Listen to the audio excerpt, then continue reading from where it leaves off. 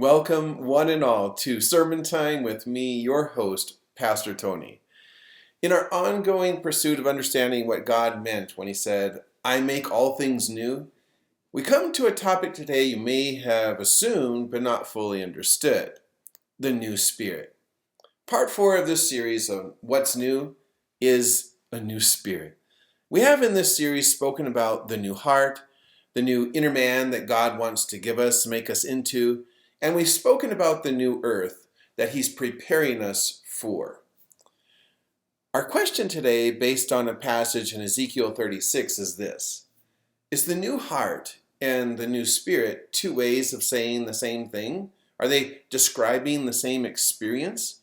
Or are they two separate experiences? And if so, what's the difference? Let's turn to Ezekiel 36, verses 26 and 27 to read our passage. "I will give you a new heart and put a new spirit within you. I will take the heart of stone out of your flesh and give you a heart of flesh. I will put my spirit within you and cause you to walk in my statutes. And you will keep my judgments and do them." What's the difference between a new heart and a new spirit? Is this a Hebrew parallelism? A way of saying the same thing twice, the same thing two different ways? Or are the new heart and the new spirit different things? One way to look at this is to look at the original language God used to express his thoughts to Ezekiel. When he said a new heart, he used the Hebrew word leb, which gets translated into English heart. It means the innermost self, the mind, the true person on the inside. Whereas when he used the expression a new spirit, he used the word ruach. Ruach means spirit, breath, life, the thing that makes you alive, or the life that you live because he made you alive. So if the heart is your true inner self, the center of your personality, the core of who you are as a person, then the spirit is the life you live out from that inner self. And since we have already spoken about the new heart Jesus wants to give us, we're going to be focused primarily today on the new spirit he wants to provide, which we will maintain is a whole new life. If the heart is the spring, then the spirit is the stream. The spirit, or life, is the outward expression of the inward reality. The Apostle James would tell us that if the spring is not clean, then neither can the stream be clean. Clean the spring, and the stream will also be clean. His exact words in James 3:11 are, Does a spring send forth fresh water and bitter from the same opening? Of course, the rhetorical question is answered, no, of course not. A spring will only issue one or the other. The stream will be whatever the spring is. It will either be fresh and clean and life-giving, or it won't. So it is with our life. If our life is not producing the spiritual outcomes we seek, we're not getting the victories we know we need to attain. We are regressing in our commitments towards God. The fire in our hearts is burning low. And there's something wrong with our heart. And this is because these are all outward signs that the inward life is not right. What are we to do if our stream is bitter? Maybe we can take a lesson from life. There are two ways we humans solve the problem when our wells produce bad water. Either we drill a whole new well somewhere else where the water's better, or we run the water in our wells through a sophisticated filtering system to take out everything we don't want in it. I lived once in a home that had a well, a bad well. The water was really hard. It tasted like an iron fry pan. To save time in the morning, I would drink my morning water from the shower head. I regretted it every day. There was no filter connected to our shower. The filter was on our kitchen sink. So every morning I would consume so much iron it would upset my stomach. But hey, I was young, I was a teenager, indestructible, right? On my way to becoming Iron Man. To get good drinking water, we had to drink from the kitchen sink. The only other option for us to get good drinking water in the day was to drill a new well, and that was out of reach because we just didn't have the money for that. What are we to do if our stream, the flow coming out from our spring, our life, is bitter? We see only two options. Most of us solve the problem of our bitter stream by filtering out the bad in our life, by changing our bad behaviors. We do this to ourselves, and worse, we do this to our children. We look at the life that is not being lived well, and we try to filter out by all the bad stuff by correcting behaviors. I'm not saying that this is wrong or bad, because from time to time we need behavioral correction, but I will tell you from experience, if that's all we do, filters only go so far. You can only modify your behavior so much, and then you hit a ceiling, a limit to what you can change. We added a reverse osmosis system to our house. We added carbon filters to our house, and things were better, but the work involved in keeping the system operational, oy.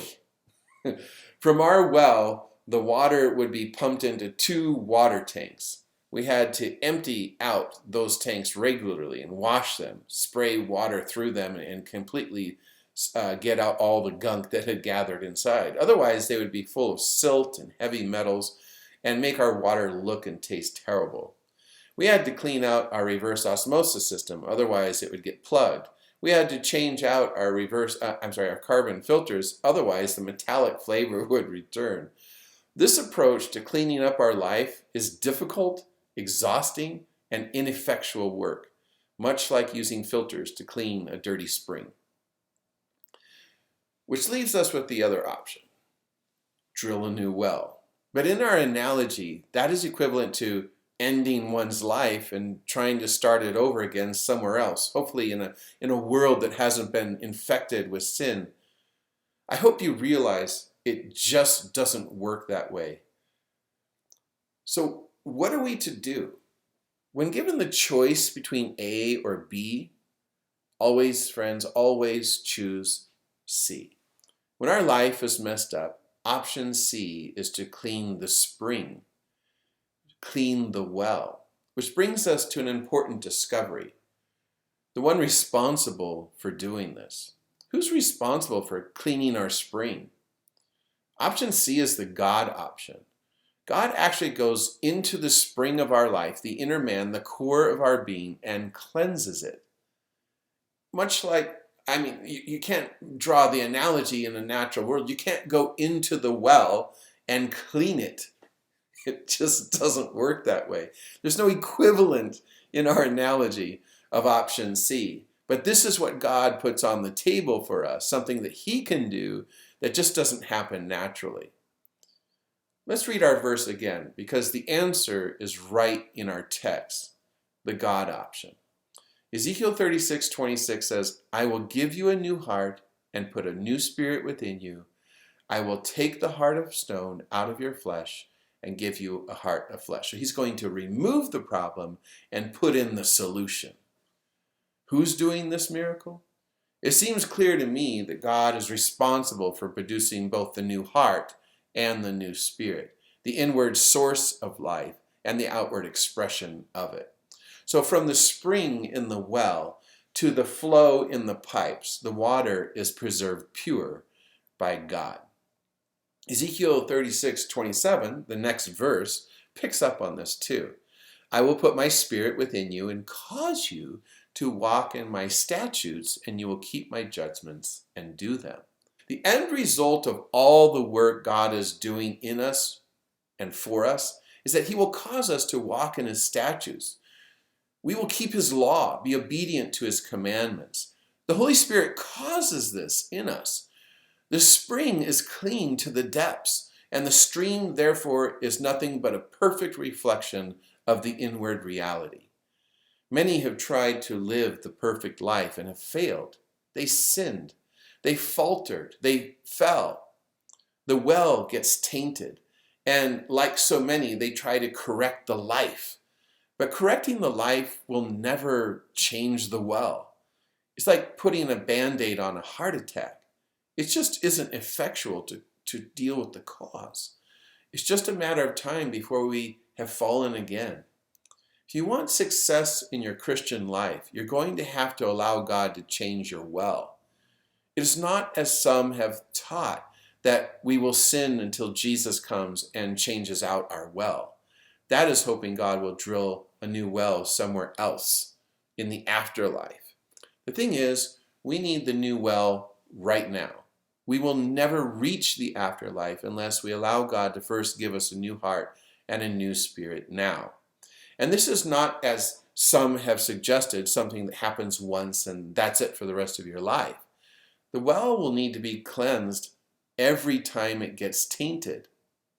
Could you imagine this conversation with the person responsible for testing that your water system is clean? Ding dong. Hello, ma'am. I'm with the city's water testing services. I received a service call from this address. How may I help you? Well, my water smells and tastes really bad, and I need to know if it's clean and okay to drink. Let me see what our records show. Oh yes, your account shows the water tested clean 3 years ago. So you're fine. You're all good to go. Have a nice day. The problem with this thinking is that the water could have become contaminated between the last time it was tested and now. I mean, it smelt bad and tasted bad, so obviously something happened. Something's wrong. You cannot depend on a past experience with salvation when the current situation shows there is something very, very wrong with you. Right? If your life stinks, you need to get your well cleaned. And if it stinks again, you need to get your well cleaned again. That is the miracle God was willing to do for the Israelites in Ezekiel's day. Their well stank. This is what the testimony of God was regarding their well. Son of man, when the house of Israel dwelt in their own land, they defiled it by their own ways and deeds. To me, their way, their life, their stream, was like the uncleanness of a woman in her customary impurity. Therefore I poured out my fury on them for the blood they had shed on the land and for their idols with which they had defiled it. So I scattered them among the nations, and they were dispersed throughout the countries. I judged them according to their ways and their deeds. When they came to the nations, wherever they went, They profaned my holy name when they said of them, 'These are the people of the Lord, and yet they have gone out from his land.'" This is one of the covenant curses, exile into a hostile foreign land. Ezekiel and the people of his day were exiles in Babylon because they had violated their covenant with God. They were overtaken because their stream was tainted, and their stream was tainted because their spring, their well, was tainted. And God provides their only solution, beginning in verse 25. "I will sprinkle clean water on you, and you shall be clean. I will cleanse you from all your filthiness and from all your idols." I will cleanse you from all your filthiness and from all your idols. As we saw in our verses that followed, that we have been contemplating today, he means both the spring and the stream, all our filthiness, all our sin. "I will sprinkle clean water on you, and you shall be clean." I don't know if you have ever been filthy dirty before, but as a typical American male, I've been filthy dirty many times. Dirty, grimy, filthy, dirty. After working on the engines in my old cars many times, after a doubleheader baseball game where we left everything on the field, dirty. After working all day in the hot Arizona sun in the dirt and mire of my backyard, after hauling trash for the campus of Weimar College, after cleaning dozens of apartments of weekenders at North Star Resort in Tahoe, California, I know what it means to be dirty. So let me ask you something. Imagine yourself in one of those head-to-toe, super grimy conditions and answer me this. What good will it do to sprinkle clean water on such a grimy body? Is that going to cut it? I have a little illustration for you. I brought my boots from a hike that we took last week. If you look carefully at these boots, you can see they're quite dirty, quite muddy. We had been walking in the Williamson Valley trailhead up the Mint Creek Valley to see some Indian ruins. And we thought, hey, it's been dry, it hasn't rained or snowed for a couple days. The hike should be nice because the ground will be dry and hard and we should be doing just fine. Well, we were wrong. We got muddy, really muddy. And we figured after the hike it must have been because the ground was so cold and frozen, it just wasn't muddy. But the day that we went, after 2 days of warm weather, the ground had softened and become soupy and super sloshy. So anyway, I got my boots pretty dirty. Now the Bible says God will sprinkle clean water on us and we will be clean. The word for sprinkle is not getting your power washer out and spraying water all over these boots until they are clean. It's not even getting the garden hose out and spraying them down. The word used for sprinkle suggests a water is tossed, and as if the fingers were wet and the water was cast onto the boots. How thoroughly clean would my boots get using such a cleaning method? Shall we try? All right, I'll put my boots over here as an illustration, and I have my water. All right, so I'm going to dip both hands, right? I want a lot of water. I want to dip my hands in the water and sprinkle clean water on these boots. Shall I do it again? Here, I'll do it again. All right, so now I've sprinkled it twice, clean water on these boots. Would you say that these boots are clean? Absolutely not. They're barely even wet.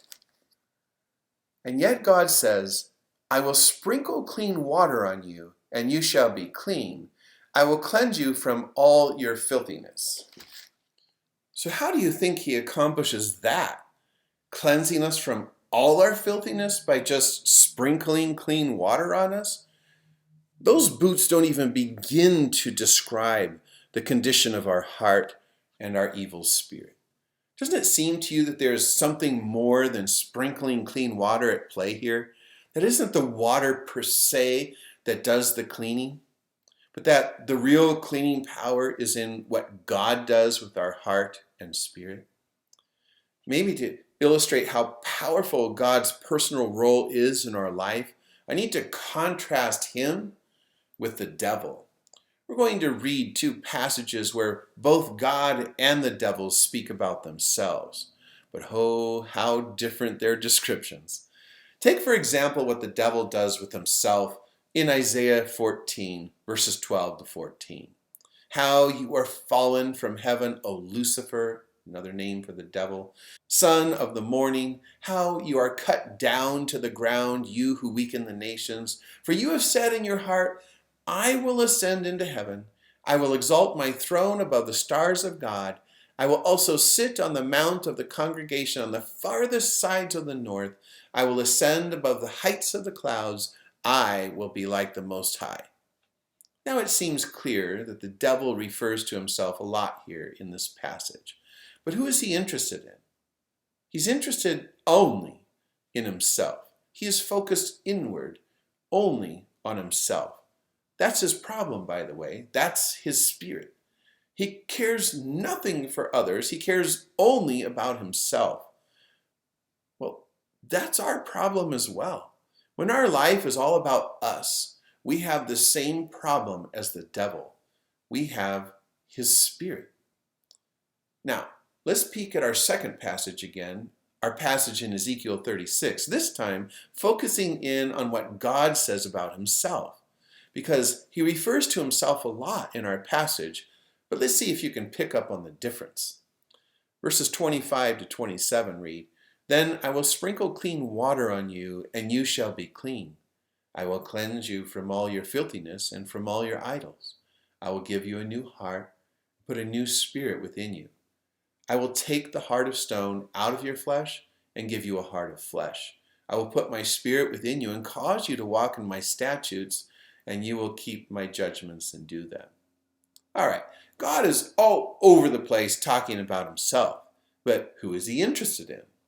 He is focused on us. He exists to bless us, to help us, to cleanse us, to get us out of our problem and into our solution. His whole life is focused outward on us. The new spirit, just like the new heart, is a miracle of God performed on our life to give us a heart like his and a spirit like his.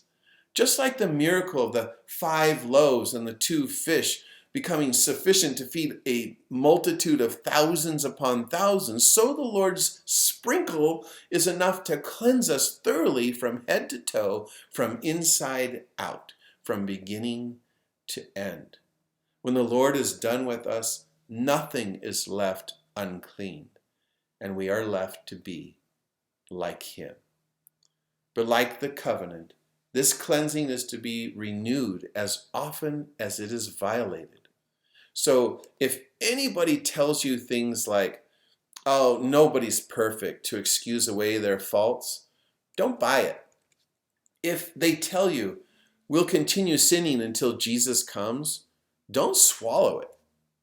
If they try to get you to believe that your heart is tainted and your life can be nothing other than tainted, please remind yourself what God is promising to do for you here in Ezekiel 36.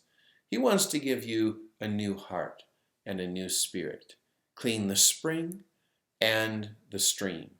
That is the privilege we all have today, tomorrow, and for all eternity.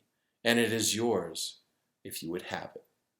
Until next week, may God bless you all with a new heart and a new spirit as you enter into a new covenant with him. Bye for now.